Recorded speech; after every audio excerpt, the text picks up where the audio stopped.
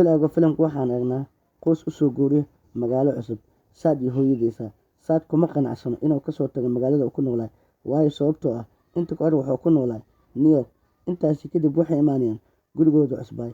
Saad wuxuu u soo baxayaa banaanka soo u soo qaato alaabtiisa. Kadib banaanka wuxuu kula kulmayaa gabar ay yaraantooda dirsi ayna hal meel kusoo wada koreen. Gabadhan magaceedu waxaa la yiraahdaa Anna. Kadib gabadha ayaa meesha ku sheekaysanayaan. Waxaa meesha imaanaya Anna aabaheeda. Wuxuu ku qeylanayaa Saad. Wuxuu leeyahay gurigayga maxaad ka soo doontay? Wuxuuna u sheegayaa dib dambe inuu ugu arki karin gurigiisa. Saad meesha ayuu kasoo tagayaa oo wuxuu daawanayaa muuqaal hore loo duubay kaasoo ku duubnay aabihiis iyo asiga. Saad wuxuu soo xasuusinayaa geerida aabihiisa. Dib uu murugoonayaa. Waxaan arkaynaa maalinkii dambe Saad iyo hooyadiisa oo imaanaya kollejka. Saad wuxuu soo galayaa kollejka kadibna wuxuu meesha ku baranayaa wiil kaasoo u sheegaya Jimcaha inay jirto xaflad oona imaada xafladaas. Intaasi kadib Saad wuxuu ku soo laabanayaa gurigooda. Wuxuu si kiis gadaal aga arkayaa Anna oo gadaashiisa taagan. Kadibna waxay ku leedahay Saad waxaad ka raali noqotaa qaabka kula dhaqmay aabihii. Saadna wuxuu leeyahay taas dhibaato male waa caadi. Intaasi kadib Anna waxay leedahay Saad sidee isku tihiin adiga iyo dalxiiska. Saadna wuxuu u sheegayaa inuu aad u jecel yahay dalxiiska. Intaasi kadib labadooda ay israacay oo waxay imaanayaan beerta dalxiiska ayagoo muddo ku soo qaadanay waqti meesha. Intaasi kadib waxay ku soo laabanayaan gurigooda. Anna iyo Saad oo banaanka taagan ayaa waxaa mar labaad meesha ka soo muuqanaya Anna aabaheeda kaasoo u sheegay Saad inuu hore ugu sheegay inuu ka fogaado gurigiisa iyo gabadhiisa. Wuxuu leeyahay maxaad ka soo doontay gurigayga? Ugu dambeyn waad iga leexan doontaa ayuu leeyahay. Saad meesha ayuu iskaga soo tagaa kadibna wuxuu bilaabayaa wax aqris. Intaasi kadib wuxuu maqlayaa cod oo ka soo baxaya guriga Anna. Kadibna Anna aabaheed wuxuu ku garaacayaa in dib dambe ay ula kulmi doonin Saad. Annana waxay u sheegaysaa inay u baahan tahay saaxiib fiican. Anna aabaheeda si xun ayaa u garaacaya. Saad qaylada Anna inuu dhegeysan waayo ayuu wuxuu wacayaa booliiska. Intaasi kadib waxaa meesha imaanaya booliiskii. Waxayna wax ka weydiinayaan Anna aabaheeda meesha ay joogto Anna. Wuxuuna u sheegayaa in gabadhiisa in muddo ah ay la joogeen ay la jirto hooyadeeda. Saad ayaa u sheegay booliiska inuu odagaan been sheegayo ee hadda soo kala tagan asiga Anna. Intaasi kadib gabadha askariyadda ayaa damciso inay la dagaasho. Waxaa ka qabanaya askariga kale.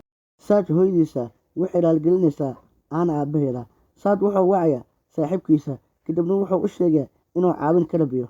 Saad saaxiibkiisa meesha ayuu imaanaya. Kadibna Saad wuxuu u sheegayaa odagaan gabadhiisa inuu kula dhaqmo si qaab daran. Intaasi kadib wuxuu leeyahay waxaan rabnaa aniga gabadha inaad na caawiso. Saad saaxiibkiisa wuxuu u sheegayaa inay sugayaan inta uu ka baxo Anna aabaheeda. Ugu dambeyn Anna aabaheeda wuu baxaya oo wuxuu qaadanayaa gaarigiisa. Intaasi kadib Saad iyo saaxiibkiisa waxay soo galayaan guriga Anna. Marka ay soo galaan guriga Anna waxay meel walba ay ka raadanayaan Anna laakiin nasiib daro Anna way waanayaan. Intaasi kadib waxay soo galaan qol ay ku jiraan buugaag. Buugaagtaasna waxaa ku qornay hal qoraal. Saad saaxiibkiisa wuxuu u sheegayaa dadkii qarnigii hore inay qori jireen buugaag sheekooyin xunxun inay ku qori jireen hal eri.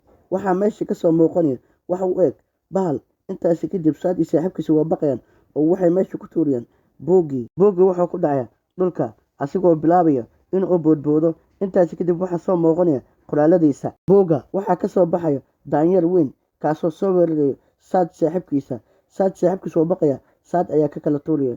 Intaasi kadib daanyeerku wuu xanaaqaya oo wuxuu bilaabaya inuu jajabiyo alaabta taale guriga.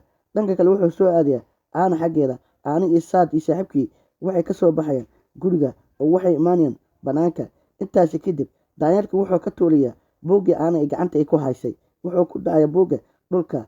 Saad iyo Anna waxay ka soo cararayaan meesha oo waxay soo galaan bas gudihiisa. Asigoo meesha damcaya inuu kasoo dabagalo daanyeerka. Waxaa meesha imaanaya Anna aabaheeda kaasoo buuggii sixirka ku qabanayo daanyeerka. Daanyeerku wuxuu ku baaba'ayaa meesha.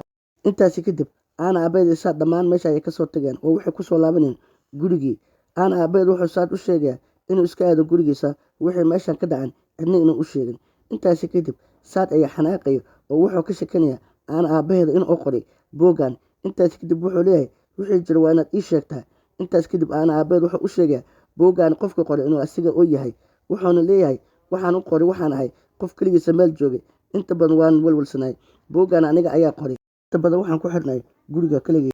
Waxa kaloo Anna aabaheed u sheegayaa in meeshan ay jirin joogis. Wuxuu ku leeyahay waa inaad ka soo qaadataa wixii buugaag oo meeshan ku yaalay. Intaasi kadib Anna iyo aabaheed waxay soo galeen guriga oo waxay meesha ku arkeen daami oo fadhiga oo ku fadhiya. Intaasi kadib wuxuu arkayaa buuggii oo dhulka yaala. aana aabaheeda markoo damcay inuu buugga soo qaato waxaa aga hormariyay daami kaasoo gubiya buugga.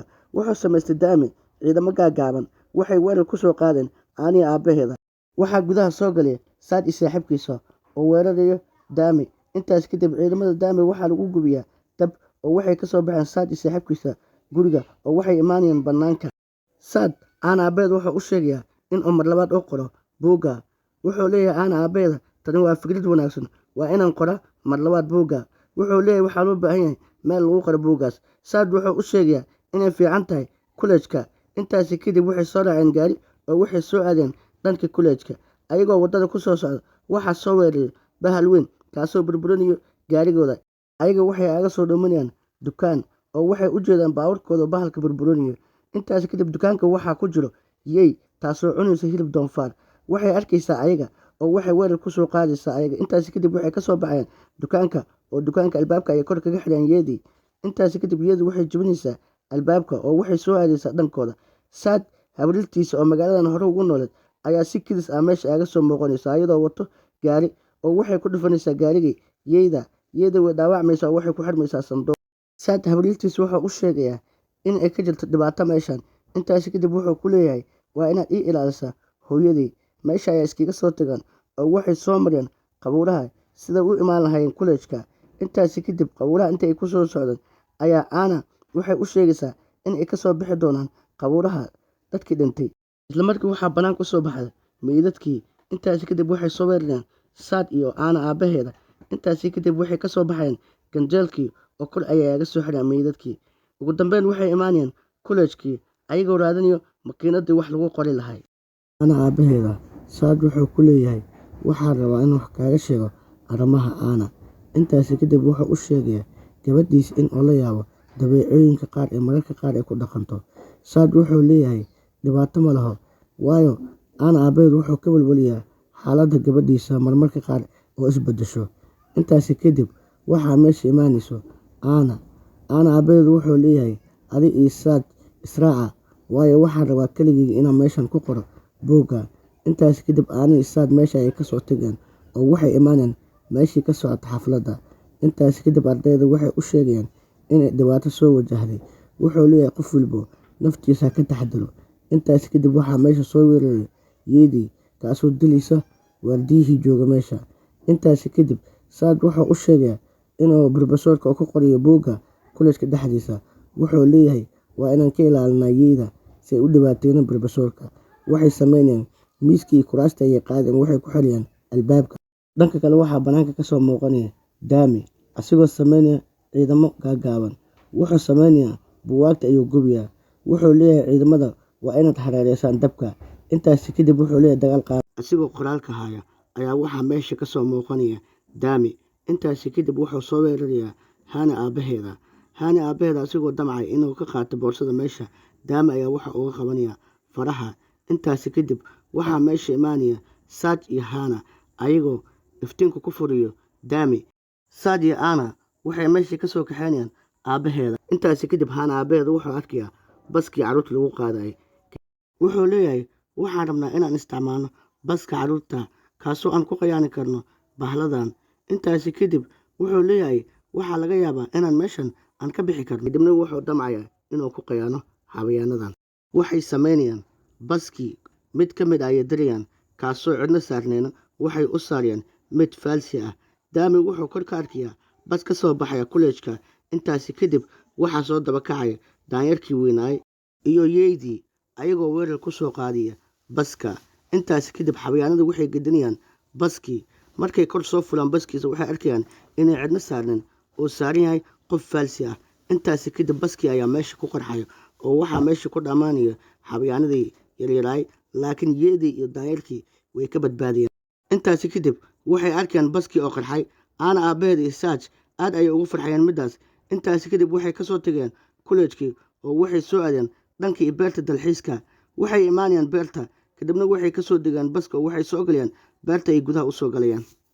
ayaga waxay isku diyaarinayaan in ay qoraan buugga. intaasi kadib yeeda waxay u tagaysaa daami.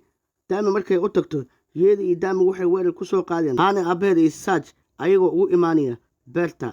daami wuxuu qabsanayaa buugga intaasi kadib waxaa meesha soo weeraraya bahal weyn. Bahalkaasi waxaa isku dhigaya Aana aabaheeda. Wuxuu leeyahay Saad adigu waa inaad qortaa buugga, anigu waxaan isku dhigayaa bahalka.